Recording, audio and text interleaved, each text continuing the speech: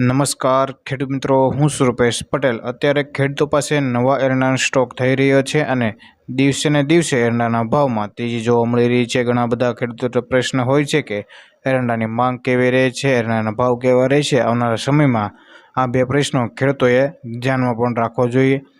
વિડીયોની શરૂઆત કરીએ તેના પહેલાં જો તમે અમારી ચેનલ ઉપર નવા આવ્યા હોય તો ચેનલને સબસ્ક્રાઈબ કરી નાખજો, જેથી તમને એરંડાને લગતા તમામ સમાચારો, એરંડાની માહિતી અને એરંડાના તાજા બજાર ભાવ સૌથી પહેલાં જાણવા મળે।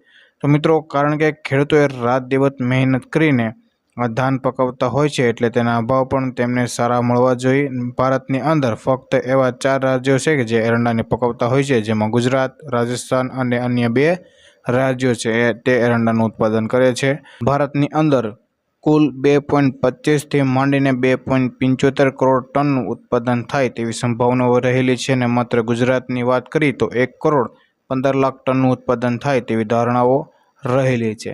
અને જો ખેડૂતો, ખાસ બાબત એ છે કે કારખાનાઓ, વખારો, મિલો પાસે એરંડાનો કોઈ મોટો સ્ટોક નથી અને એટલે એરંડાની માંગ સાથે જરૂરિયાત ખૂબ જ જરૂરી છે, જેથી ખેડૂતો હાલ એરંડાની બજાર પર ખૂબ જ તેજી જોવા મળી રહી છે।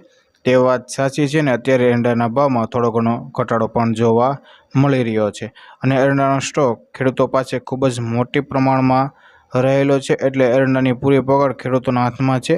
ઘણા વર્ષોથી એરંડાના ભાવ સાવ નબળા જોવા મળ્યા હતા, પરંતુ તેની સામે આ વર્ષે એરંડાનો સ્ટોક ના હોવાના કારણે ખેડૂતોને એરંડાના ભાવ ધારે તેવા મળી શકે તેવી શક્યતાઓ હાલ રહેલી છે। જ્યાં સુધી એરંડાનો સ્ટોક સરકાર કે અન્ય ઉદ્યોગો પાસે નથી, તેથી એરંડાના ભાવ સારા જોવા મળશે અને હજી એરંડાના ભાવ 1450 થાય તેવી સંભાવનાઓ રહેલી છે। અને અત્યારે જે પરિબળો હું તમને જણાવી રહ્યો છું તે બજારની સ્થિતિ જણાવી રહ્યો છું, ત્યારે તમારે પોતાના અનુભવથી કામ કરવાનું રહેશે અને જે સરકારે ટેકાના ભાવ નક્કી કર્યા છે જે 1400 ઉપર અથવા તો 1400 નીચે પણ જોવા મળી શકે। ખેડૂત મિત્રો, આ વિડીયો પસંદ આવે તો લાઈક કરો, શેર કરો, અમારી ચેનલને સબસ્ક્રાઈબ કરી નાખજો, જેથી તમને એરંડાને લગતા તમામ સમાચારો, એરંડાની માહિતી અને એરંડાના તાજા બજાર ભાવ સૌથી પહેલાં જાણવા મળે। જય જવાન, જય કિસાન।